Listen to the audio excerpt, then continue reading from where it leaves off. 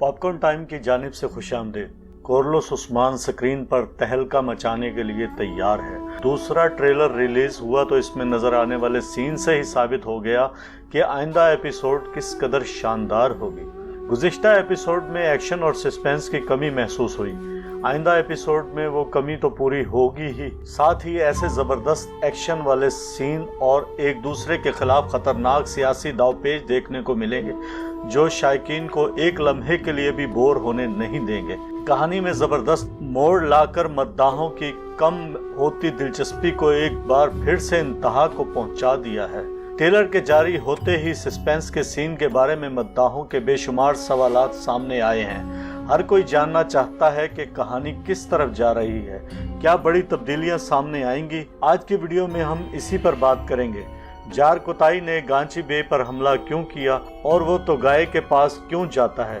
क्या वो उस्मान बे से गद्दारी करेगा और तोगाए से मिल जाएगा, या फिर ये उस्मान बे का मंसूबा है?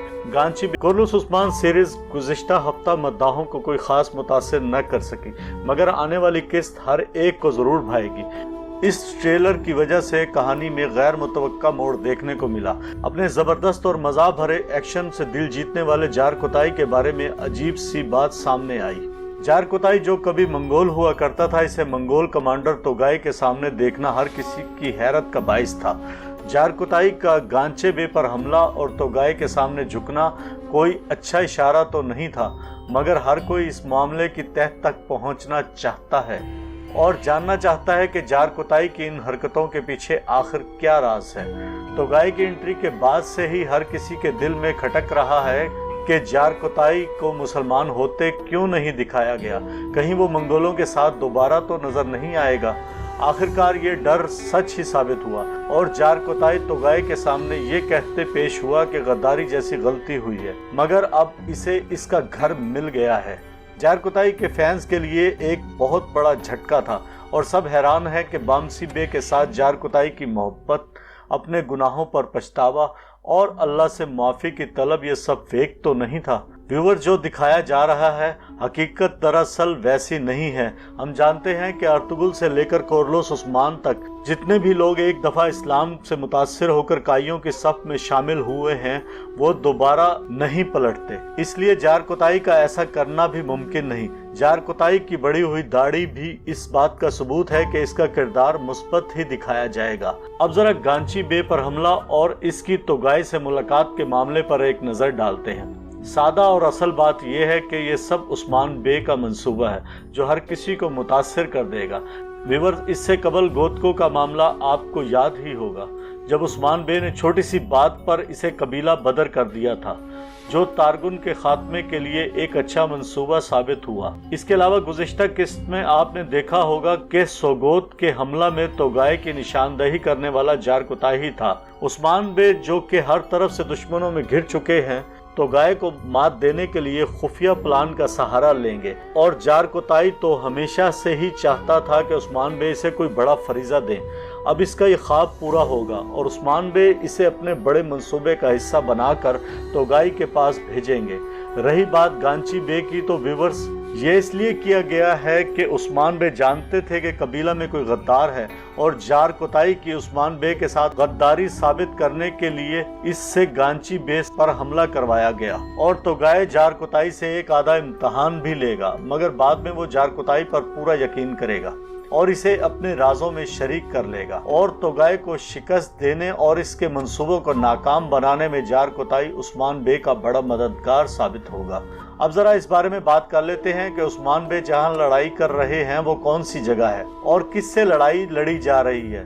ट्रेलर से तो ये मालूम हुआ है कि उस्मान बे काई कबीले में नहीं है। वो किस कबीला में है ये जानने के लिए हर कोई इंटरेस्टेड है। व्यूअर्स, हमने आपको बताया था कि इन तुर्क कबाइल पर हमला होगा जिन्होंने उस्मान बे से इत्तेहाद किया। इसका पैगाम तोगाए ने मलहून खातून के जरिए उस्मान को भी भेजा था और जहां उस्मान बे लड़ रहे हैं वो इन्हीं कबाइल में से एक है जो उस्मान बे के इत्तेहादी हैं। उस्मान बे को चूंकि मलहून खातून से मालूम हो गया था कि मंगोल हमला करेंगे, तो इसी इसीलिए उस्मान बे इनकी मदद के लिए चले गए और वहां मंगोलों का सामना करके कबीले को बचा लेंगे।